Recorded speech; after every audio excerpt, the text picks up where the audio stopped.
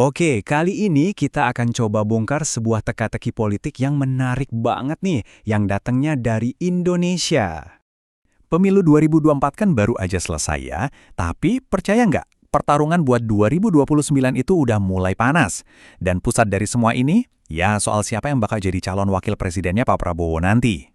Jadi intinya tuh ada dua visi besar yang sekarang lagi beradu kuat buat nentuin tiket pilpres selanjutnya. Di satu sisi, ada nih kubu loyalis yang maunya tim pemenang ini lanjut aja. Tapi di sisi lain, partai-partai koalisi yang lain ngelihat ini sebagai kesempatan emas buat majuin jagoan mereka sendiri. Nah, tanda-tanda pertama dari ketegangan ini mulai kelihatan ke publik dari salah satu kelompok pendukung utamanya.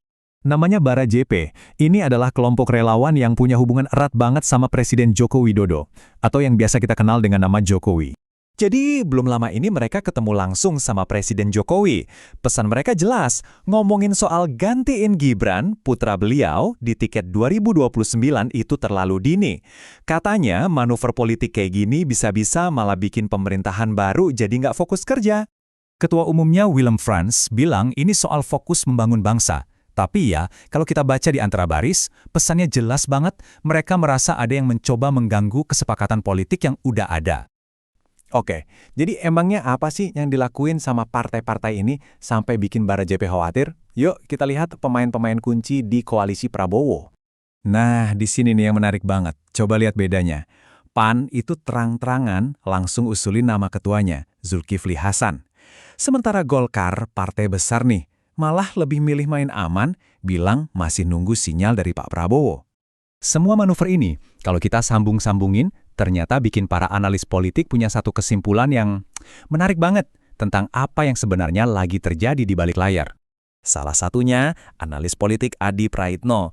Menurut dia, ini bukan cuma sekedar rebutan kursi wapres buat satu pemilu aja. Bukan, ini adalah pertanda perubahan yang jauh lebih fundamental di peta politik kita. Menurut Ade, manuver partai-partai tadi itu cuma gejala. Gejala dari sebuah pergeseran kekuasaan besar-besaran yang lagi terjadi di Indonesia. Pergeseran kekuasaan? Maksudnya gimana tuh?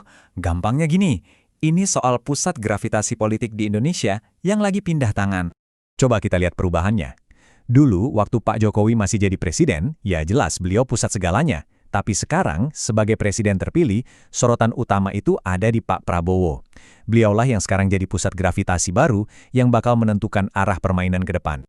Nah, ini poin krusialnya. Artinya apa? Posisi Gibran sebagai cawapres di 2029 itu nggak otomatis lanjut, udah nggak ada jaminan. Keputusannya sekarang murni di tangan Pak Prabowo. Para analis yakin, partai-partai koalisi juga paham kok soal ini. Pada akhirnya, mereka akan ikut siapapun pilihan Prabowo. Jadi, kita kembali lagi ke pertanyaan awal. Tapi sekarang dengan gambaran yang jauh lebih jelas kan? Manuver-manuver awal ini ternyata bukan sekedar ribut-ribut biasa. Ini adalah cerminan dari sebuah realitas politik yang baru. Dan ini meninggalkan kita semua dengan satu pertanyaan besar.